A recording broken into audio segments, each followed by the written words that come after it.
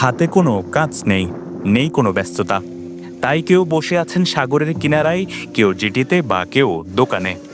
কারো কোনো তাড়া নেই, সবাই বসে বসে অলস সময় পার করছেন। মূলত একদিকে পর্যটন ব্যবসা বন্ধ, অন্যদিকে বন্ধ সাগরে মাছ ধরা। ফলে সেন্ট মার্টিন দ্বীপের মানুষ চরম বেকার সময় পার করছেন। এ যেমন তারা পড়ন্ত বিকেলে উদাস মনে বসে আছেন সাগর কিনারায়, চোখে মুখে কি যেন দুশ্চিন্তা ঘিরে আছে তাদের। হয়তো বাড়িতে চাল নেই, নয়তো প্রিয়জনের চিকিৎসার ভার বহনের সক্ষমতা নেই, কারণ দ্বীপের হাসপাতালে চিকিৎসক নেই। সবাই কোনো না কোনো সংকটে জর্জরিত। ফলে দ্বীপের সবখানে দেখা মিলে বসে বসে অলস সময় পার করার এমন দৃশ্য। গেল মৌসুমে পরিবেশ রক্ষার দোহাই দিয়ে সরকার দ্বীপে পর্যটক যেতে দিয়েছে মাত্র 2 মাস, তাও সীমিত আকারে। ফলে 10% ব্যবসায়ীও ব্যবসা করতে পারেনি মৌসুমে। তাই মোট জনসংখ্যার পর্যটনে নির্ভর 80% মানুষ এখন চরম অর্থ সংকটে পড়েছেন। অল্প কিছু মানুষ যারা মাছ ধরে জীবিকা নির্বাহ করে নিষেধাজ্ঞার কবলে পড়ে তাদের জালও ফেলতে পারছেন না সাগরে। তাই এক মহা দুর্ভিক্ষ পার করছে দ্বীপবাসী। এখন তো খুবই কষ্ট আছে, কষ্টের কোনো শেষ নেই। আমাদের এখানে তো আগে 5 মাস সদ্য ব্যবসা, এখন তো মানে 1 মাস মানে 2 মাস চলে। এখন ওই জন্য আমাদের এলাকার জনগণ সমস্ত লোক বসা, কোনো কাজকর্ম নাই, শুধু সবাই মানে কি শুধু বসা অবস্থায়, মানে চলাফেরার দিকে ব্যবসা বাণিজ্যের দিকে খুবই কষ্টের মধ্যে আছে।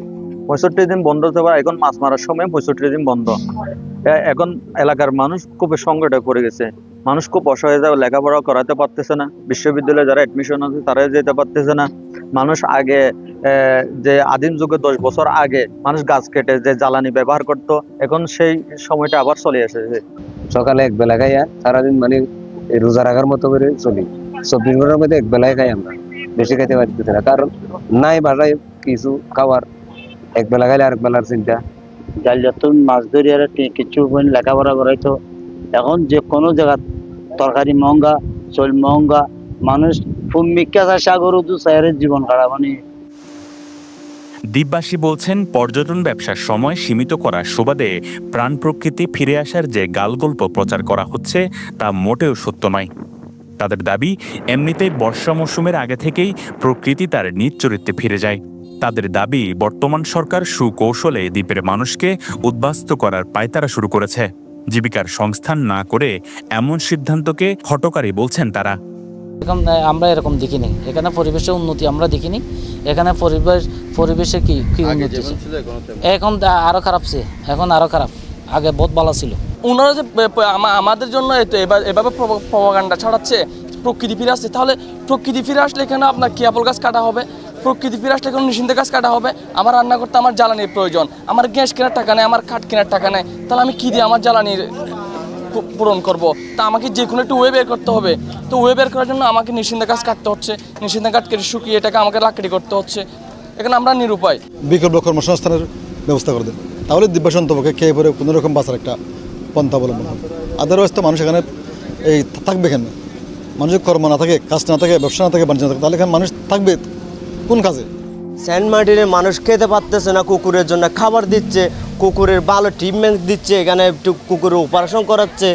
তো আমাদের সেন্ট মার্টিনের মানুষ কুকুরের চেয়ে খারাপ হয়ে গেছে। বিকল্প কর্মসংস্থানের ব্যবস্থা না করে পর্যটন ব্যবসা সীমিত করার খড়গ দুর্ভিক্ষের মুখে ঠেলে দিয়েছে দ্বীপবাসীকে।